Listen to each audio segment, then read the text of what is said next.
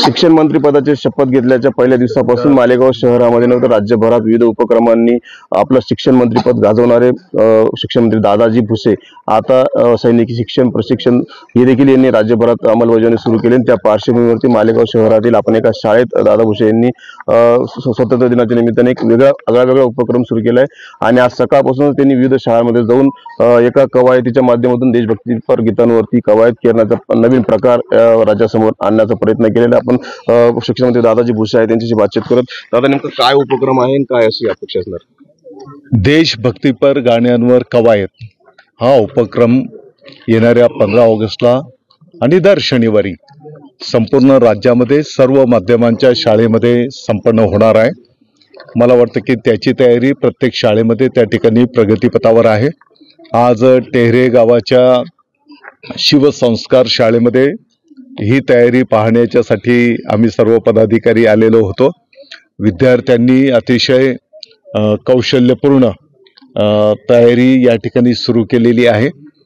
या उपक्रमाच्या माध्यमातून सर्व विद्यार्थ्यांमध्ये बालपणापासूनच देशाच्या प्रति आदर, देशनिष्ठा, संघटन, शारीरिक व्यायाम, शेतकरी बांधव, सैनिक बांधवांच्या प्रति आदर यांच्या मनामध्ये बालवयापासूनच त्या ठिकाणी निर्माण होईल आणि आपल्याला दिसून येईल। तसं तर कवायत हा काही नवीन प्रकार नाही, यापूर्वीच्याही काळामध्ये कवायत सगळ्या राज्यामध्ये संपन्न होत होत्या।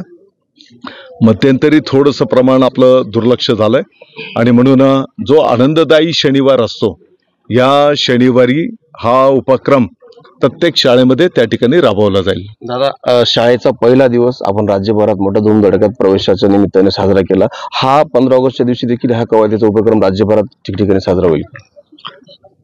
राज्याच्या प्रत्येक गावामध्ये हा उपक्रम साजरा केला जाईल। सर्व ग्रामस्थ या उपक्रमाला शुभेच्छा देण्याच्यासाठी गावोगावचे उपस्थित राहतील आणि प्रत्येक शाळेमध्ये अतिशय उत्साहपूर्ण वातावरणामध्ये त्याची तयारी प्रगतीपथावर आहे। नक्कीच येणाऱ्या 15 ऑगस्टच्या वेळेस देखील एक उत्साहामध्ये देशभक्तीपर गीतांवरती कवायतीचा कार्यक्रम पुन्हा राज्यामध्ये कुठे तालावर हिंदुत्वाच्या देशाच्या 15 ऑगस्ट साजरा केला जाणार आहे। मनोज शेवाळे, टीव्ही मराठी, मालेगाव।